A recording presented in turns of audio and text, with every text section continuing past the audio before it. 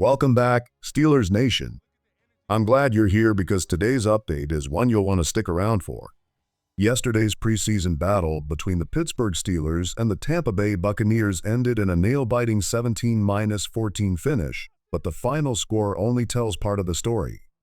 There are silver linings, some concerns, and even whispers of trade chatter shaking up the NFL right now. We'll break it all down. But before we dive into the latest headlines, take a quick second to hit that subscribe button, drop a like, and tap the bell so you never miss a single Steelers update. This channel is your daily source for black and gold news, and you'll always be the first to know what's happening. Now let's move on to the new news. First, the good news out of Pittsburgh. Linebacker Nick Herbig left Saturday's game after just a few snaps with a hamstring issue, but head coach Mike Tomlin reassured everyone afterward that it doesn't appear to be serious. That's a huge relief. Most signs point to a mild strain, which likely keeps him out of the preseason finale against Carolina, but gives him a strong chance to return by Week 1 versus the Jets. For a team counting on depth at edge rusher, having Herbig back early is a major plus. Of course, injuries are always part of the preseason, and his situation highlights why the Steelers need stability at that position. Backup options like Jack Sawyer have shown effort, but still raise questions when it comes to reliability on Sundays. And it's not just Pittsburgh making roster headlines. Across the AFC North, the Cincinnati Bengals have started fielding trade calls for Trey Hendrickson, the league's sack leader last season and arguably their most dangerous defensive weapon. Considering how porous their defense was last year, it's surprising to hear his name in trade talks. Even with Joe Burrow posting monster numbers, Cincinnati's defense gave up points at will, including over 30 to the Steelers on multiple occasions, no matter who lined up under center. Now here's where things get really interesting. Trey Hendrickson, the Bengals' defensive wrecking ball and last season's sack leader, could actually be on the move. Reports suggest that both Hendrickson and Cincinnati wanted to work out an extension, but talks have stalled, and instead of forcing it, the Bengals are now openly listening to trade offers. That signals one thing: they're serious about dealing him. According to insider Jordan Schultz, 3 teams have already shown strong interest: the Indianapolis Colts, Carolina Panthers, and Cleveland Browns. Surprising names, right? None of those franchises exactly scream Super Bowl ready. The Colts are still figuring out whether Anthony Richardson is their long-term answer at quarterback. The Panthers are in the middle of a rebuild, and the Browns, well, they've got talent, but history says they rarely put it all together. But don't stop there. Quietly, other teams are circling. The Packers, the Patriots, maybe even Washington, all of them have the financial flexibility and the need for a premier pass rusher. And if you're looking for a wild card, keep your eyes on Philadelphia. The Eagles already made noise earlier today with another deal, and adding Hendrickson would instantly deepen an already dangerous defensive front. Here's the big picture. If Cincinnati actually parts ways with Hendrickson without bringing back another high-level defender, their defense could completely collapse. Remember, this is the guy who not only led the NFL in sacks, but ranked among the best in pressure rate and pass rush win rate. Without him, the Bengals risk becoming a team that leans entirely on Joe Burrow, Jamar Chase, and T. Higgins to simply outscore opponents every single week. And think about this, they finished just 9-8 last season with Hendrickson terrorizing quarterbacks. Imagine what happens if that pressure disappears. Burrow might once again be forced into weekly shootouts, and history has shown that's not a sustainable formula for playoff football. Take Hendrickson out of the picture, pair that with a brand new defensive coordinator fresh from the college ranks, and suddenly you're looking at what could be one of the weakest defenses in the entire NFL. If Cincinnati actually pulls the trigger on this trade, that's a massive win for the Steelers. Not only would it boost Pittsburgh's odds of holding steady as the second-best team in the AFC North, it might also tilt the scales in those 2 head-to-head matchups with the Bengals. And if the Bengals' defense keeps trending downward, it opens the door for Pittsburgh to climb even closer to that number 1 spot in the division. But Hendrickson wasn't the only name in the news today. Over in Philadelphia, the Eagles made a move for wide receiver John Mechie, prying him away from Houston in exchange for a tight end plus a swap of mid-round draft picks. Mechie is a versatile route runner, a physical blocker, and the kind of receiver who quietly makes an offense better. Honestly, he would have been a great fit in Pittsburgh, especially with his ability to work opposite a true number one. That said, the Steelers clearly feel confident in the direction they're going. ESPN's Jeremy Fowler reported earlier today that the front office's restraint in adding another wideout comes down to one simple reason: they believe in Roman Wilson. And it's not just blind faith. Wilson has been turning heads all through training camp and proving it on the field in preseason action. Just last night, he put up 72 yards on only 2 catches, showcasing his speed, separation, and ability to stretch defenses against starting-caliber corners. Back-to-back strong performances have made it clear that he's more than just a rookie project. He's someone the Steelers expect to contribute immediately. Big playability, crisp routes, and a knack for creating space. Roman Wilson is looking like the kind of player who can change the dynamic of this offense. Roman Wilson's preseason tape keeps speaking louder every week. Against Tampa Bay, he left his mark in a way that couldn't be ignored. First, he absolutely torched Jamel Dean, a seasoned Buccaneers starter, on a post route, adjusting beautifully to a pass that wasn't even perfectly placed. Later, he found space on a crossing route, made another clean grab, and once again showed why coaches have been raving about him in camp. The kid just looks like he belongs. Now, when the Steelers talk about Wilson stepping into a number 2 role, it doesn't necessarily mean he's the second most talented receiver on the roster.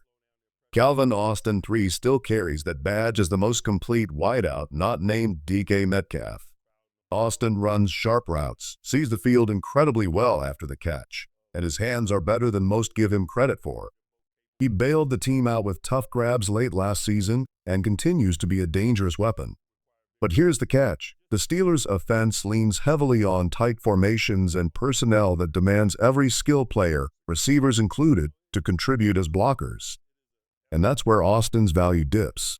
Blocking has never been his strength, and in an offense that thrives on physicality in the run game, it makes him more of a passing down specialist than an every down option. That opens the door for someone like Wilson. He may not be the biggest receiver, but he plays with an edge. He blocks with intent, brings real effort, and has the functional strength to finish those assignments. That's exactly the trait Pittsburgh identified when they took him out of Michigan, a program that leaned on the ground game, leaned on toughness, and rode that formula all the way to a national championship. In short, Wilson checks the box this offense needs: a receiver who can stretch the field one snap, seal the edge the next, and still give defenses headaches with his speed and separation. It's no wonder the Steelers are trusting him with a role that could quietly transform their offensive balance. At Michigan, Roman Wilson lived by a simple motto: no block, no rock. If you didn't commit to blocking, you didn't deserve the football. That mindset has carried over to Pittsburgh, and it's one of the biggest reasons coaches trust him already. He's not only willing to block, he's good at it. Pair that toughness with his burst of speed, reliable hands, and the ability to take the top off a defense, and you start to see why the Steelers view him as more than just another rookie. Now, let's be clear, Wilson isn't projected to become a true number 1 receiver. That's not his ceiling. But can he be the kind of reliable, versatile number 2 who makes this Arthur Smith offense function? Absolutely. Think of him in the same mold as a Van Jefferson type, not flashy, but consistently on the field, logging starter-level snaps and doing the dirty work that makes the offense go. And here's the bigger picture. The Steelers' scheme itself changes the math on wide receivers. With Arthur Smith favoring heavy doses of 13 personnel, 3 tight ends on the field at once, there simply aren't going to be many sets that feature multiple wideouts. In fact, often it'll just be one. That means splashing big money on another receiver never really made sense for Pittsburgh. They believe their advantage comes from mismatches, not from loading up on high-priced wideouts. That's why Wilson fits so perfectly. He gives them a cost-controlled option who checks every box they need in that role: physicality, versatility, effort, and enough big play potential to keep defenses honest. Calvin Austin III may still see plenty of passing down action, but Wilson's ability to handle the every down role makes him invaluable. And while the Steelers look set with their top 3, don't rule out the possibility of a late addition. Once roster cuts hit, teams like Carolina won't be able to keep every receiver in their room.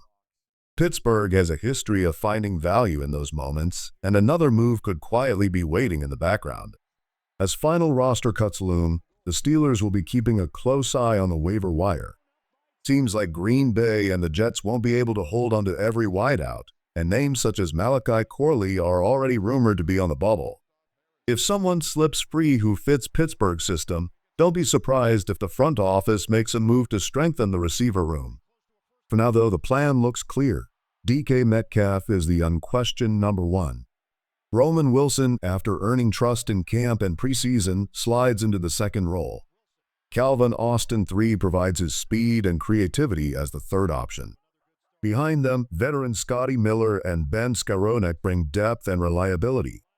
That's 5 receivers the team feels confident about, with the possibility of a 6th spot going to a name like Brandon Johnson, Rock Taylor, Keshawn Williams, or perhaps an outsider cut from another team's roster.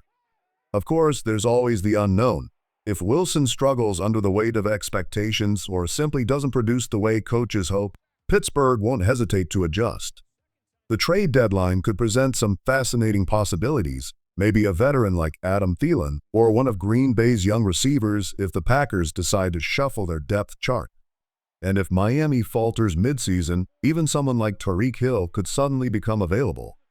The NFL landscape changes quickly, and the Steelers know they'll have options if they need them. But heading into the season, the confidence is real. With Metcalf leading the charge, Wilson embracing a bigger role, and Austin carving out plays in space, this receiver group matches the philosophy Arthur Smith wants to run: physical, efficient, and capable of striking when defenses overcommit to stopping the run. The names may evolve as the year unfolds, but right now, Pittsburgh believes they have the right mix to attack opponents in 2025. That's the blueprint as the Steelers enter the new season. Whether you're sold on it or not depends on how much faith you're willing to put in young receivers. Calvin Austin III and Roman Wilson have flash potential, but neither has fully proven himself as a consistent number 2 option at the NFL level. For a team in win-now mode, some fans might prefer an established veteran like Amari Cooper or another proven playmaker to steady the group. But Pittsburgh clearly sees something in Wilson. His training camp performances and preseason highlights have validated their confidence, at least for now. The coaching staff seems committed to giving him that opportunity to grow into the role rather than spending resources on a short-term rental. And that's where we'll leave it today. The story of this wide receiver room and the decisions made around it will be one of the defining themes of the Steelers season. Tomorrow, once the All-22 film from the Tampa Bay game becomes available, we'll dive deeper into the details: how the offensive line held up, what Caleb Johnson showed, and any new wrinkles that jump out on tape. For now, the Steelers' plan is set. Metcalf leads, Wilson steps into the spotlight. Austin provides spark. The rest is up to execution and to whether these young weapons can turn flashes into consistency when the real games begin.